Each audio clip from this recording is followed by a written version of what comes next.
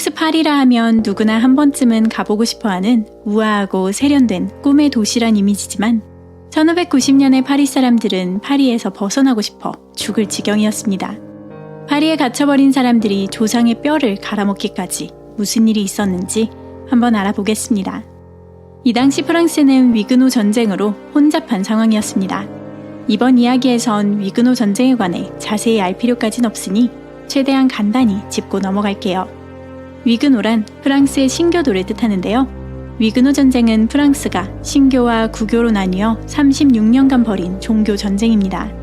영화 여왕 마고로 잘 알려진 성 바르톨로메오 축일의 학살 역시 위그노 전쟁과 관련된 사건이죠.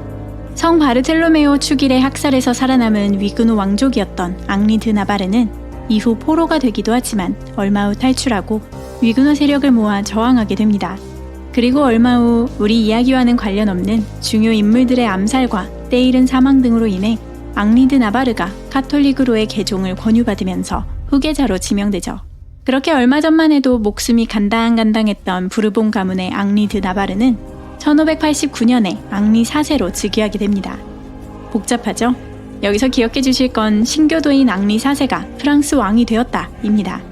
개종을 권유받긴 했지만 아직 개종은 하지 않았거든요. 더 자세한 이야기는 나중에 여왕 마고 관련 영상을 만들게 되면 다루도록 하고 복잡한 얘기는 이제 그만할게요. 자, 그러면 신교도라도 어쨌든 프랑스 왕이 되었으니 프랑스가 한 번에 모두 무릎을 꿇어주면 참 좋을 텐데 강경 카톨릭파였던 파리 사람들은 그럴 생각이 전혀 없었습니다. 수도인 파리를 차지해야 진정한 프랑스 왕이라고 할 수 있었기에 앙리 4세는 파리를 점령하러 1590년 봄 12,000여 명의 군대를 이끌고 파리로 향했습니다. 당시 파리 시민은 약 22만 명에 파리를 지키는 군사는 3만이었습니다. 앙리 4세는 적은 군사로 파리를 공격하느니 포위하고 쫄쫄 굶겨버리는 편이 더 승산이 있겠다고 보고는 죽치고 앉아 기다리기 시작했죠. 그는 곧 주변의 물레방앗간을 모두 부수고 밭을 태워버렸습니다. 봄에 시작한 포위는 여름으로 이어졌고 8월이 되었을 땐 2배로 불어난 앙리 4세의 군사들은 주변을 모두 점령하고 파리를 물샐 틈도 없이 포위하고 있었습니다. 초반에 파리 사람들은 자신 있었습니다. 파리는 부유한 도시였고 음식도 넘칠 듯 많아 보였으니까요.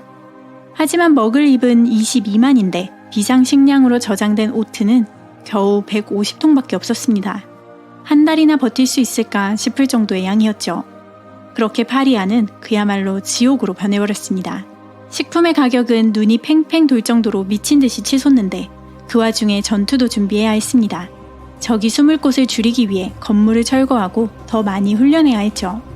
5월이 지나 6월로 들어서자 군대의 월급조차 제대로 줄 수가 없었습니다. 특히 용병들에게 줄 돈도 밥도 없어 파리의 귀족도 부자도 주교도 심지어 외국 대사들까지도 주머니를 탈탈 털어 재산을 바쳐야 했으며 스페인 대사인 멘도사는 매일 오트죽을 한가득 끓여 2,000여 명을 먹이고는 했죠.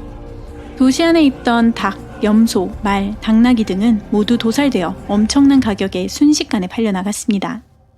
많은 사람들을 제대로 먹이기 위해 시에서는 모든 이들의 창고를 조사하기 시작했습니다. 이에는 수도에도 해당됐는데 예수회의 창고에는 1년은 먹을 양의 곡물과 대량의 소금에 절인 고기가 나와 파리의 대저택들보다도 식량이 많다는 평을 들었습니다. 게다가 늘 청렴하며 비축하는 일 없이 남은 음식은 모두 가난한 이에게 나눠준다던 카푸친 수도에조차 창고에 1년여는 거뜬히 버틸 만큼의 식량이 발견되어 사람들을 충격에 빠뜨리기도 했죠. 당시 기록에 따르면 가난한 사람 중 7,500여 명은 돈이 없는 건 아닌데 식재료 값이 너무 올라 그 돈으로 살 수 있는 음식이 없었고 5,000여 명은 돈이 한 푼도 없어 쫄쫄 굶고 있었다고 합니다. 창고에 숨겨둔 식량을 들킨 수도회와 교회에서는 15일간 이들을 먹이는 데 동의했지만 그 뒤가 문제였습니다. 그나마 돈이 있는 사람에게는 최대한 싼 값에 빵을 팔았지만 한 푼도 없는 사람을 먹이는 일이 고민이었죠. 시에서는 가난한 사람들에게 무료 음식을 받기 위해선 음식을 받기 3일 전 키우는 고양이와 개를 지정 장소로 데려오라고 시켰습니다. 그렇게 가득 모인 개와 고양이로 시에서는 허브와 뿌리채소를 넣은 수프를 끓였고 한 명당 고기 한 덩이가 든 수프 한 그릇과 자그마한 빵이 제공되었습니다. 하지만 도시 안에 고양이나 개라고 해봐야 그리 많은 것도 아니었기에 이것도 며칠 가지 못했죠. 사람들은 개와 고양이뿐만 아니라 생쥐와 참새, 쓰레기, 곤충, 나뭇잎과 허브, 잡초까지 모두 먹기 시작했습니다. 당시 기록에 따르면 사람들은 동물의 가죽까지도 즐겁게 먹었으며 도랑에 빠져 죽은 개와 쥐의 사체도 건져내어 내장까지 먹었다고 합니다. 이미 옷과 가구로 만들었던 가죽과 모피조차도 음식이 되어 순식간에 사라졌습니다. 그렇게 앙리사세가 도시 바깥에서 진을 치고 기다리는 사이 파리의 사람들은 서서히 죽어나가기 시작했습니다. 굶주렸기 때문이든 이상한 음식을 먹었기 때문이든 매일 아침 150에서 200여 명이 길거리에서 시신으로 발견되었죠. 절박해진 사람들 중 몇이 도시를 몰래 빠져나가 앙리사세를 찾아가기도 했습니다.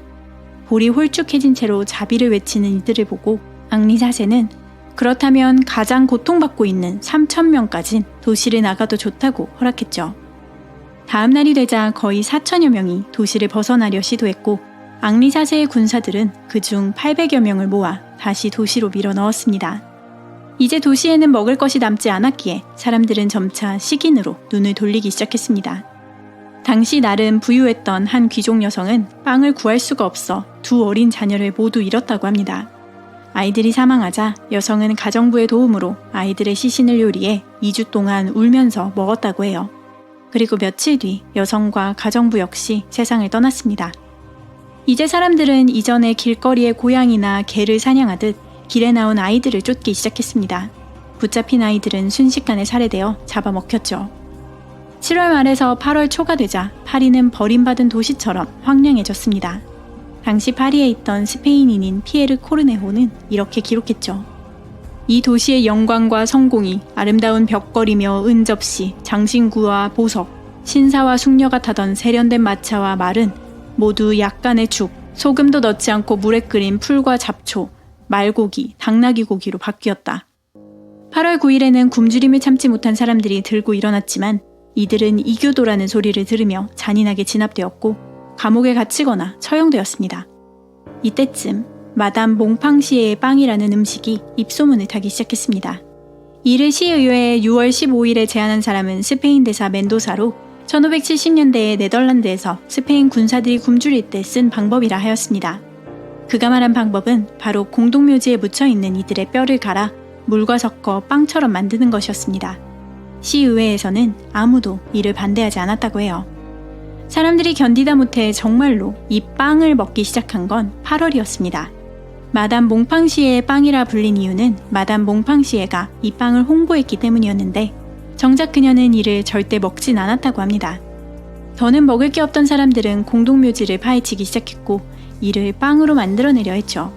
하지만 식인이라는 점을 떠나서 생각하더라도 뼈가루는 밀가루와 달라 제대로 뭉치지도 영양분이 있지도 않았기에 이걸 먹어봤자 아무런 도움이 되지 않았습니다. 오히려 뼈가루 빵을 먹은 사람들은 금방 죽어나갔죠.